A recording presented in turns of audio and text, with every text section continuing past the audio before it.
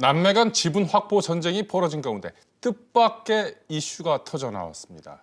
에어버스 리베이트 사건입니다. 양측의 주장과 예상되는 파장 짚어보겠습니다. 장가희 기자, 에어버스 리베이트 사건, 이건 어떤 사건입니까? 네, 대한항공이 프랑스 항공기 제작 업체인 에어버스로부터 항공기 구매 대가를 받았다는 의혹입니다.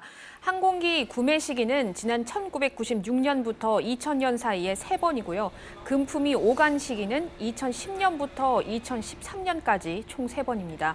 이 의혹은 지난 4일 최입의 민생당 의원이 프랑스 검찰에서 확보한 내용이라며 국회 법제사법위원회 전체 회의에서 처음 제기했는데요. 관련 내용 들어보시겠습니다. 대한항공의 고위 임원들이 약 180억 원의 리베이트를 받았다라는 것이고요. 수사할 의향이 있으십니까?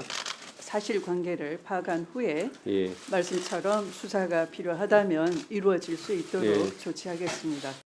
장가희 기자, 이 리베이트 의혹은 아무래도 조현아 전 부사장 쪽, 그 삼자연합 쪽이 무기로 사용할 수 있는 그런 재료가 될 수 있을 것 같은데요. 네, 맞습니다. 이 삼자연합 측은 최 의원이 수사를 촉구한 이틀 뒤인 지난 6일 프랑스 고등법원 판결문을 확보했다면서 전문을 공개했습니다. 삼자연합은 조 회장을 포함해 리베이트 사건에 관여한 임원들이 현 직책에서 물러나야 하며 한진칼 새 이사 후보에서도 제외해야 한다고 공세 수위를 높였습니다.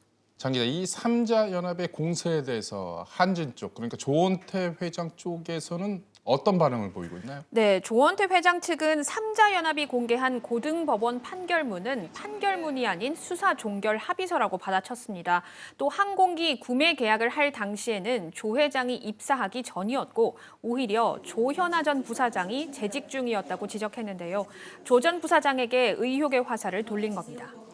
조현아 전 부사장 등 삼자연합, 여기에 대해서 다시 또 재반박에 나섰죠. 맞습니다. 삼자연합은 자신들이 공개한 문서가 고등법원의 판결문이 아니라는 한진칼의 주장에 대해서 법원이 승인한 문건이라고 반박했고요. 또 지난 2004년 이후 조 회장이 등기이사로서 모든 항공기 도입과 차입에 관여했고 리베이트가 실제로 이루어진 시기인 2009년 이후에는 경영전략본부장으로서 에어버스 항공기 구매에 직접 참여해 엔진 도입 계약에 직접 서명까지 했다고 주장했습니다. 그러면서 조 회장이 리베이트 수수 의혹을 몰랐다는 건 손바닥으로 하늘을 가리는 일이다, 이렇게 반박했습니다.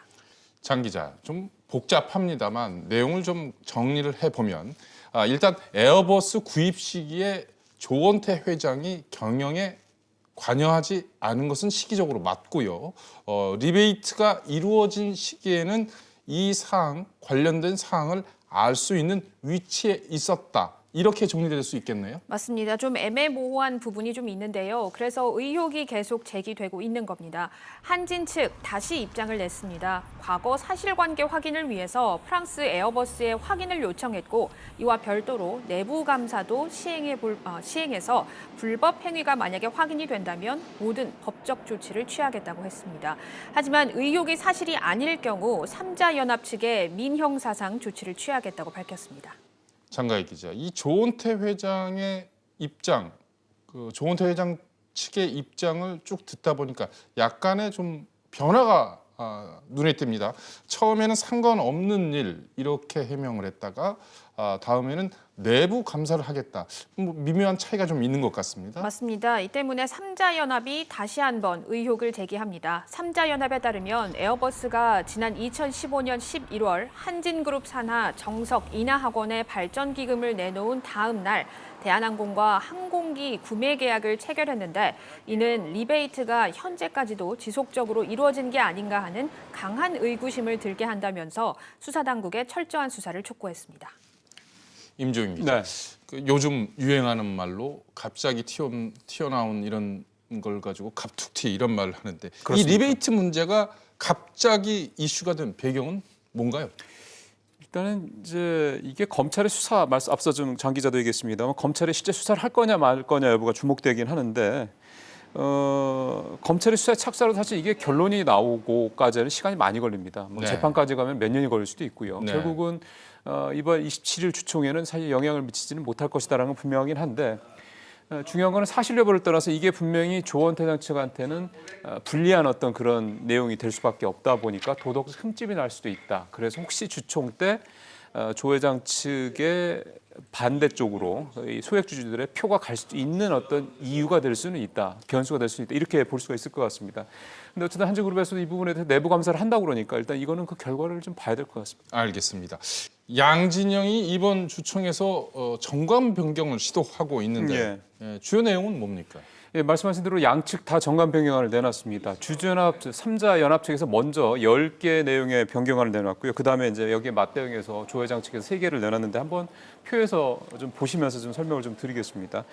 일단 3자 연합 측은 이사 후보의 개별 투표, 전자 투표제 도입, 그다음에 이사회 의장과 대표이사 분리, 이사자가 강화 등 모두 10개 안을 요구를 하고 있고요. 조 회장 측에서는 이사회 소속 위원회를 전원 사회이사로 구성한다. 이렇게 3가지를 하고 있는데 내용을 좀 보시면 아시겠지만 전체적으로 경영 투명성을 높이고 지배 구조를 개선했다는 내용들이 좀 많이 보입니다. 네. 결국은 양측 다 어떻게 보면 이제 주주총회 때 이 소액 주주들을 좀 자기 편으로 좀 끌어들이기 위한 어떤 그런 어떤 어필을 하기 위한 내용들이 대부분이다. 이렇게 봐야 될 것 같습니다. 이미자 설명을 지금 듣다 보니까 좀 전에 표에서 좀 눈에 띄는 부분이 이사 자격 강화하겠다 이런 내용인데 이 내용을 이런 안을 요구하는 배경 뭡니까? 이거는 조금 더 이 요구한 내용을 좀 더 풀어서 좀 말씀을 드려야 될 것 네. 같습니다. 정확하게 이 주주연합 측에서 요구한 내용을 보면 배임 횡령죄로 금고 이상의 형의 선고가 확정되고 그로부터 3년이 지나지 않은 자는 회사 이사가 될 수가 없다. 이사가 된 이후에 이에 해당하는 경우에도 그 직을 상실한다 이렇게 되어 있습니다. 네. 앞부분보다 사실 뒷부분에 조금 주목을 하셔야 될 부분인데 왜 그러냐면 현재 조 회장은 한진그룹의 일감 몰아주기 조사건 때문에 대법원 재판이 진행 중이거든요. 네. 결국 만약에 주총회 전에 결론날 가능성은 좀 현재 없기 때문에 주총 이후에 조 회장이 예를 들어서 사내이사로 재선임이 돼서 CEO 역할을 계속 해 나가더라도 만약에 이 건 때문에 향후에 유죄로 판명이 돼서 이사직을 박탈될 경우까지 감안한 거니 이 부분이 바로 결국은 조 회장을 염두에 둔 거다 이렇게 해석을 할 수가 있는 거죠. 그런 노림수가 있을 수 있겠군요. 네, 그렇습니다. 그런데 이제 중요한 건 이런 정관 변경이 통과가 돼야 될 텐데요. 이 주총에서 네. 통과할 가능성 어떻게 보시나요? 현실적으로 지금 규정상으로 봤을 때는 쉽지는 않을 것 같습니다. 네. 왜 그러냐면 현행 이사회 규정상 정관 변경은 주총 참석자의 3분의 2 이상이 찬성을 해야 되거든요. 네. 근데 잘 아시는 것처럼 앞서 이제 표에서 계속 나왔습니다만 조 회장 측이나 3자 연합 측 모두 3분의 1 이상의 현재 지분을 좀 확보를 하고 있는 상황입니다. 그러니까 네. 한쪽이 다른 쪽의 변경안을 거부할 수 있는 그런 상황이다. 그러니까 둘 다 거부가 될 가능성이 높기 때문에 어느 한쪽의 주주 변경, 정관 변경 요구안도 통과되기는 어렵다 이렇게 볼 수가 있는 건데요. 네. 그럼에도 불구하고 주주연합 측에서 이거를 한 이유를 보면 일단 한진칼의 지배구조 개선 노력을 자신들이 굉장히 하려고 한다라는 걸 소액 주주들한테 좀 더 이렇게 좀 보이려고 하는, 네. 어필하려고 하는 이런 목적도 있겠고 또 하나는 지금 이번 그 3월 주총은 아니더라도 내년 주총을 감안을 해서 1년 정도의 시간을 두고 어떤 계산을 한 장기적인 포석이다. 그러니까 1년 동안 계속해서 내년 주총 때까지 경영진을 좀 압박을 하겠다. 이런 네. 해석도 좀 해볼 수가 있겠습니다. 현재 뭐 지더라도 3분의 1 정도의 지분을 보유하고 있으니까 그 상황에서 충분히 자신들의 목적을 이뤄낼 수 있지 않겠느냐 이런 해석이 지금 나오고 있는 겁니다.